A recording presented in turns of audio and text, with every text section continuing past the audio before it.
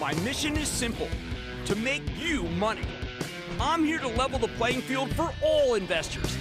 There's always a bull market somewhere, and I promise to help you find it. Mad Money starts now. Hey, I'm Cramer. Welcome to Mad Money. Welcome to Cramer. People make friends. I'm just trying to make you a little money. My job, not just entertain, but to educate, teach.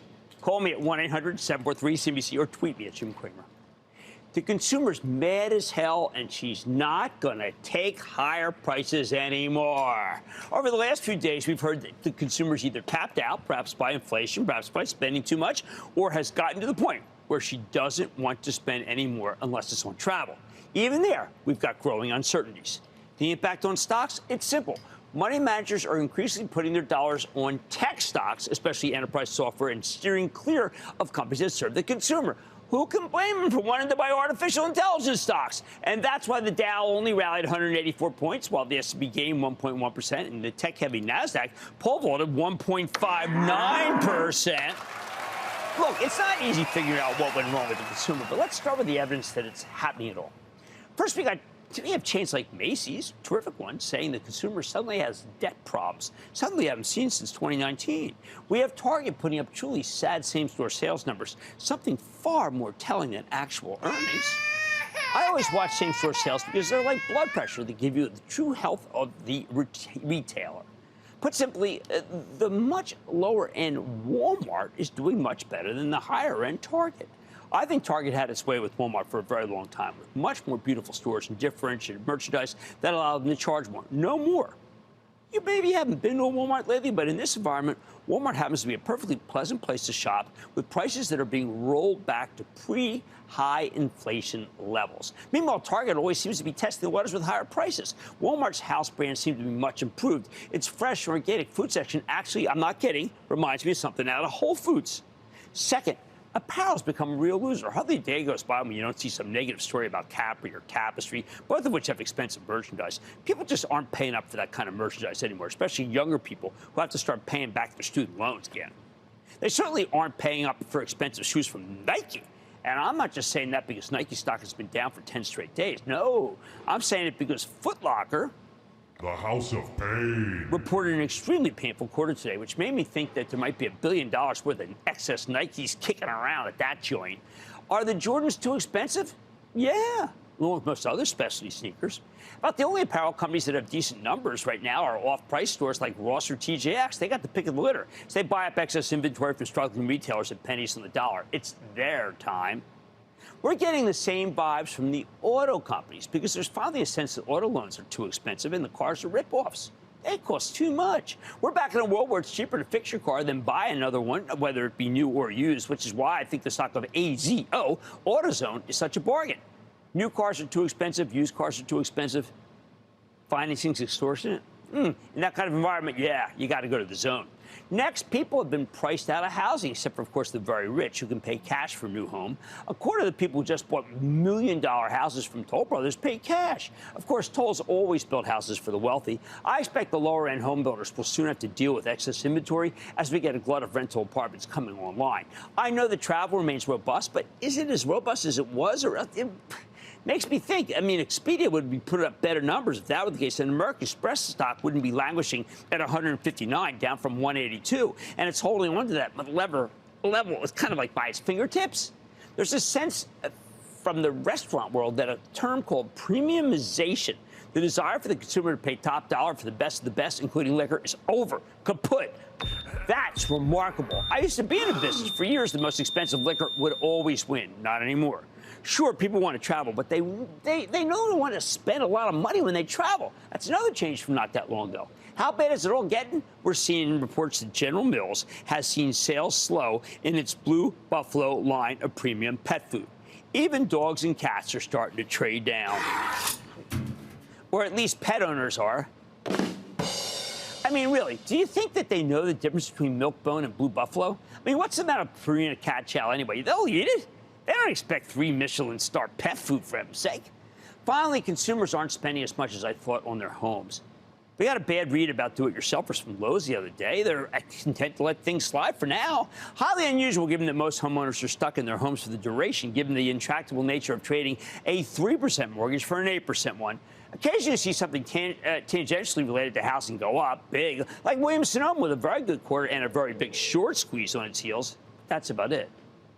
With all of that, most money managers are saying, you know what, forget it. The consumer's just too fickle. We got to start staying away from their stocks, and we got to go back to what we've always wanted. We got to go back to tech, specifically enterprise software and hardware. Hey, let's pick up some of the under-owned Apple. Can you believe it? For the first time in a long time, it's under-owned. Let's grab some Amazon, as we did for the charitable trust, because the market's so oversold, and Amazon's retail side has been crushing it. By the way, every time you hear retailers talk about cracking down on theft, it means more business for Amazon, because the brick-and-mortar outfits have to put so much stuff under lock and key to prevent it from being stolen. Amazon, really, it's almost faster than a service person at these joints. I don't know about you, but I always get tired of waiting, and I hate apologizing when I'm the one paying. Last but not least, there's NVIDIA. Yeah, NVIDIA, which is soaring as usual in after hours. Good to have, right? Because it's reported yet another stunning quarter after the close. I always tell you that you should just own NVIDIA, don't trade it, because the stock always ends up looking much cheaper in retrospect when the actual earnings turn out to be much higher than the estimates. Sure enough, they gave you that colossal earnings beat again, fueled by much higher than expected sales, up 101% year over year. That's a good number. Even better, they guided for $16 billion in revenues this quarter when Wall Street was only looking for $12.5 billion. That is just stunning.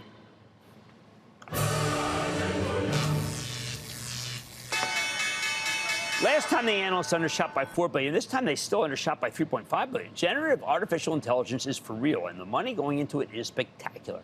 Turns out making the best chips that can power all of this the fastest and the ones that generate low heat, pretty good darn business. Here's the bottom line.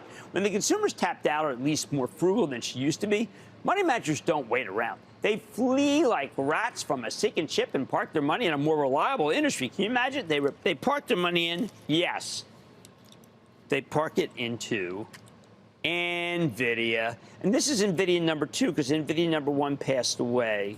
But that's okay. Jensen Huang gave NVIDIA Ragu a card. Right now, enterprise software and hardware, that's where the money is. They're on fire again. Go figure. Hey, let's speak to Malinsky in Virginia. Malinsky. Cramer! Yeah. Hey, I realized I've got like 25 years of conversing with you, so thanks for that. You know, obviously a founding club member. Oh, fantastic. Fantastic. Phenomenal.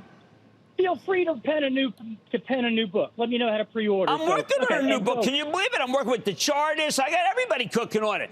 I got everybody. I got Ben Stoto's on it, too. And Jeff Marks. Awesome. I mean, unbelievable, the crew I've got. What's up? Awesome. So, hey, I know I speak for all readers and viewers. Thank you for everything you do. Thanks for making us money. And more importantly, thanks for keeping us from losing money. So, okay. Oh, man, that's my job. Although I've had a couple of winners and I've had a couple of losers.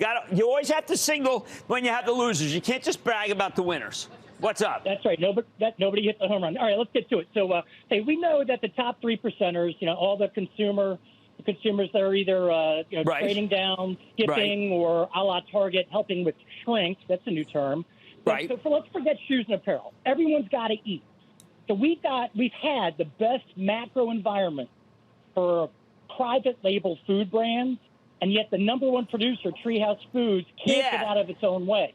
All right, I'll tell you, I've decided this company ain't that great. You know what? I just don't think it should be delivering right now. It's not delivering. So you know what I say? Ixnay on the Treehouse nay. Let's go to Robert in Georgia, please. Robert. Booyah, oh master teacher.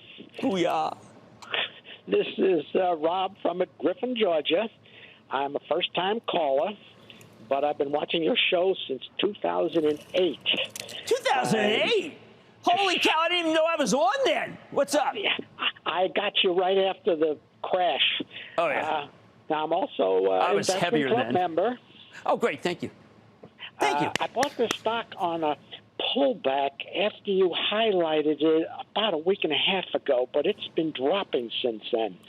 Comment is the housing concerns the reason for this go down, and should I buy or hold?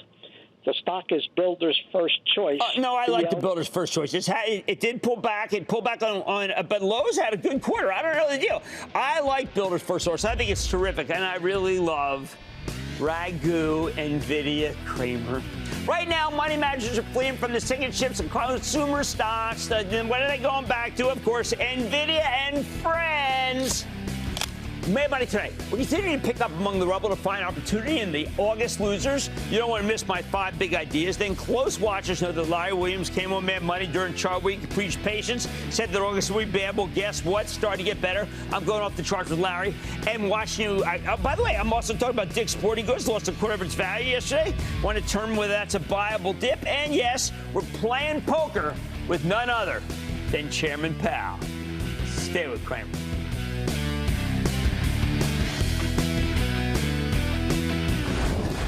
Don't miss a second of Mad Money. Follow @Jim Cramer on Twitter. Have a question? Tweet Cramer. #MadTweets.